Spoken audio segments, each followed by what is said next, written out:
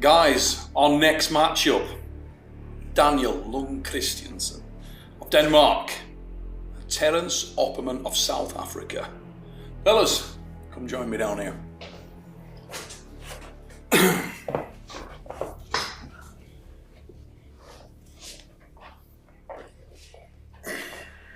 So Terence, you're back. I'm back. In the Armwrestling Super Series, and we found you a big one. What do you think? First time you've met Daniel Lund Kristensen up front, you've never seen him before, but are you familiar with this guy? Have you seen him in action before on the left arm? Not really, because it's a dark card, you don't know who you are pulling. So, but I know you told me he's big, but when I saw him I didn't imagine he's like Levan. Wide as a door. Yeah. Get that, Levan? You're going to call him out. Take the opportunity. I'm ready, anytime. Couple of years. Joking aside, same question the other way, Daniel. Terence is a guy with a lot of pedigree. He's been around the sport for many, many years, and if you trace back this guy's performances and the events that he really excelled in, WAF World Championships, Never Off World Cup, A1, and others, how familiar are you with Terence Opperman? I mean, I grew up in the sport of arm wrestling watching Terence beat Michael Todd, John Bosink, all these huge names. So he's a legend in sport, and it's a huge ask for me coming in to this match as the underdog, first time in Arm Wars. A lot of people, most people probably don't know me, but I'm sure they will after this match. Now Terence, Daniel obviously known as a left-hand specialist. Do you consider your left arm at an equal level with the right? No, not equal on the right, but it is good endurance. It's strong, it's injury-free, and yeah, I think it's going to be a good match. Now you were away from the sport for a few years. Obviously, arm wrestling is in a very special place now. It's really developing, really growing. Do you feel like you can keep pace or have kept pace with the game? Do you think you can interject yourself straight back in and pick up where you left off? Or are we looking at the same Terence Opperman that we know and love? Or have you progressed?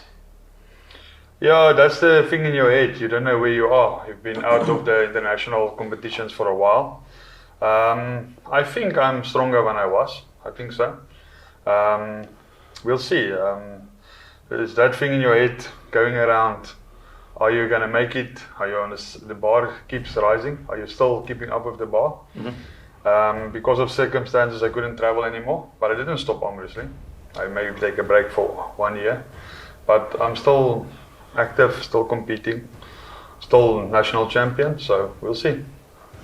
Daniel, when you look at Terence across, he's obviously a significantly smaller man. Let's just do a bit of a weight check here. What are you weighing in at right now? I'm weighing 135 kg at the moment. 135 kilograms. Yeah.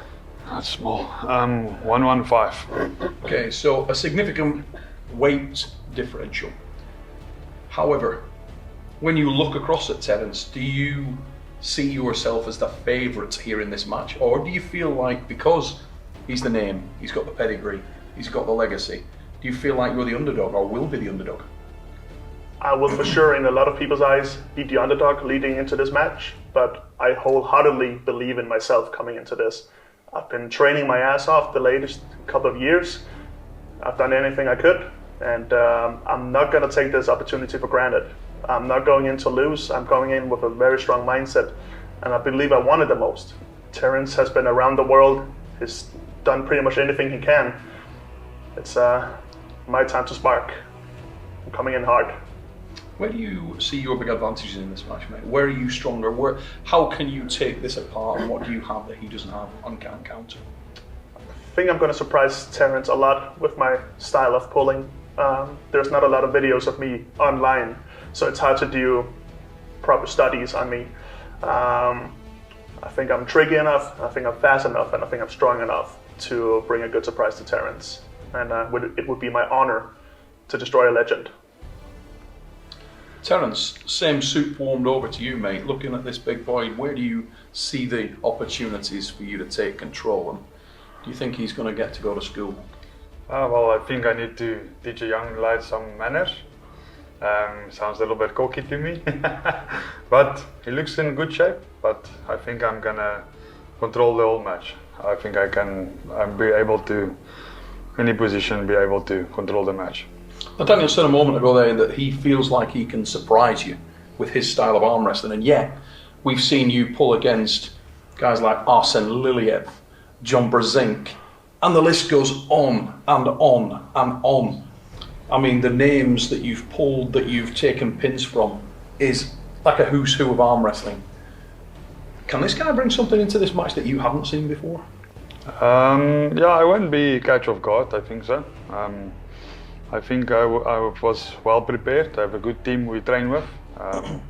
We trained every aspect possible, so I don't think there will be any surprises. So I'm looking forward. We know that Daniel is a very fast arm wrestler. You're known for the speed, mate, and explosivity. You've got a violence about the manner in which you pull. Does that concern you? Are you concerned about the speed, or is it more the top end strength that worries you? No, not really.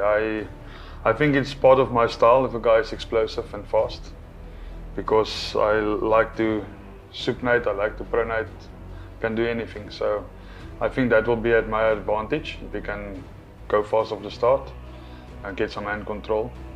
So yeah, I think it's going to be lekker.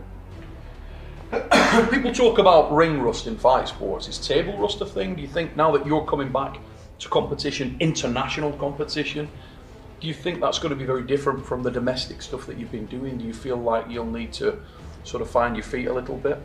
Yeah, I think I'm going to have to shake off the rust a little bit. But I think after the first ready go, all the nerves is gone, calm again, I think then we can go to war. Are you feeling pensive, nervous? Do you feel like at home? Because you've been here in the Armwrestling Super Series before, this young man hasn't. Do you feel like that's an advantage to you, knowing the format? Yeah, I think it's an advantage. Pulling with a guy like Michael taught me so much of the sport. What I didn't know, I was still starting to arm wrestle when I got the opportunity to pull against him. And yeah, I can take something from that competition, bring it in this one. I think that's my advantage. If you had to look at yourself coming into this match, with all aspects considered, do you see yourself as the favourite, or do you think because you were the name there's more pressure on you?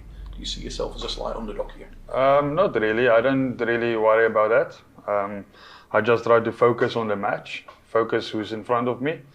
I always tell myself, match per match, guy per guy, and then I'll get to the top. So I don't matter who it is, I just try to do my best. Now, looking at the guys on the other side of the draw, 4-man battleground, the winner of you two guys will progress to face the winner of DEVON LARRATT and Mindaugas Dulskas. Looking at that, either one of those comes through, you've got yourself a very difficult match. Yes. Are you at this stage planning your strategy for this match with that very much in mind? Or are you just going to unclip it and go balls out in this one? Well, how do you see your where's your head at this stage, Daniel? I'm going to take it one match at a time. I'm going to focus 100% on Terence, and if I can manage to win this match, I'll focus on my next opponent. I don't want to wrap my head around too many things. I want to stay focused on one thing, and that's what I'm going to do. So Terence, you're in full focus. Same question, man. Yeah, I think I stand a chance because I have pretty good stamina. I think my stamina is okay.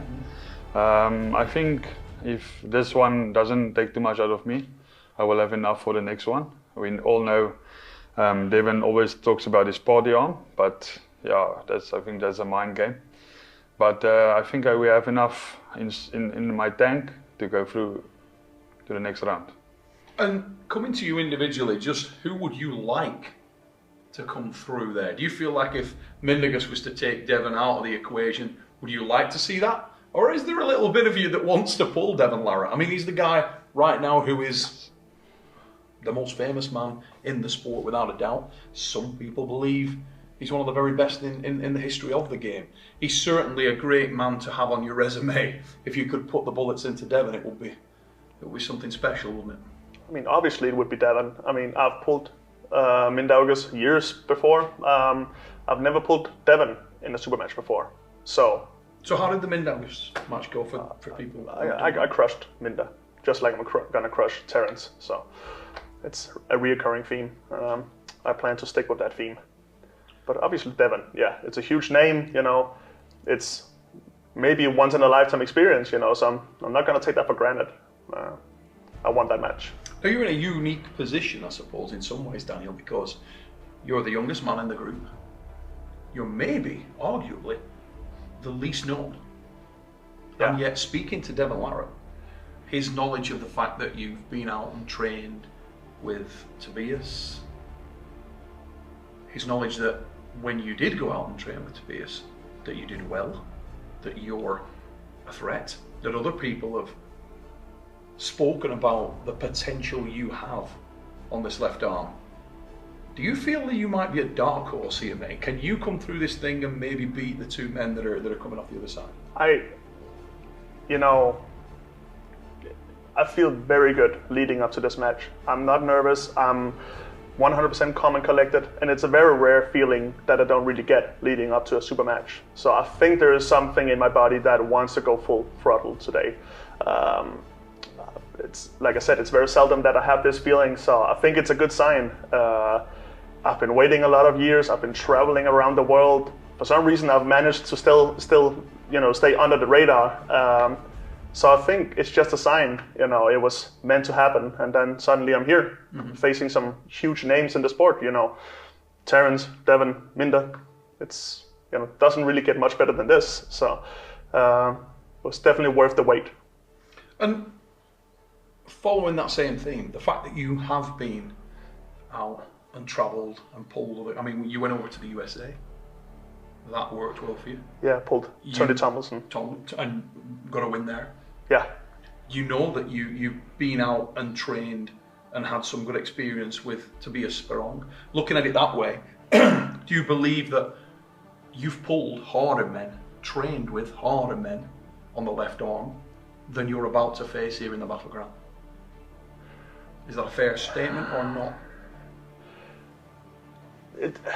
It's hard to say with Devon because I haven't pulled with him for a lot of years. It's 5 years ago that we practice pulled. 5 years ago, can't really gauge how it's going to go this day. With Terence and Minda, I have a good feeling. And, I think I'm ready. I felt some of the strongest arms in the left arm division of arm wrestling. So it takes a lot to surprise me. I think I'm ready for pretty much anything. Anything that sends a little shiver up the spine there, Terence, when you know that he's faced the likes of Braun? Yeah, he's pulled with some good guys. I think practice table and competition table is not the same. So if I was him, I would not take too much from that. Always adrenaline involved. But I'll be ready. And did you study his match with Tony Tomlinson over in the USA?